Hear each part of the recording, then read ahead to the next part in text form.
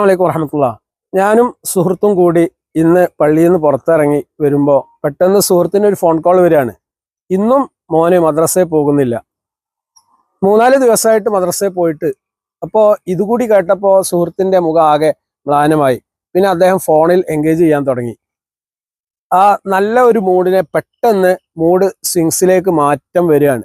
ഇത് കണ്ടപ്പോൾ എനിക്ക് തോന്നിയിട്ടുള്ള ഒരാശയമാണ് കമ്മ്യൂണിക്കേറ്റ് ചെയ്യുന്നത്. നമ്മുടെയൊക്കെ ജീവിതത്തിൽ പ്രയാസങ്ങൾ, ഫ്രസ്ട്രേഷൻസ് ഉണ്ടാകുന്ന ചില സന്ദർഭങ്ങളുണ്ട്. അതായത് മക്കളുടെ വിദ്യാഭ്യാസ കാര്യം, അല്ലെങ്കിൽ സാമ്പത്തികമായിട്ടുള്ള പ്രതിസന്ധി, അല്ലെങ്കിൽ വീട്ടിലുള്ള പ്രശ്നങ്ങൾ, അല്ലെങ്കിൽ പെട്ടെന്നുണ്ടാവുന്ന രോഗങ്ങൾ, ഇതൊക്കെ നമ്മെ മാനസികമായി തളർത്താറുണ്ട്.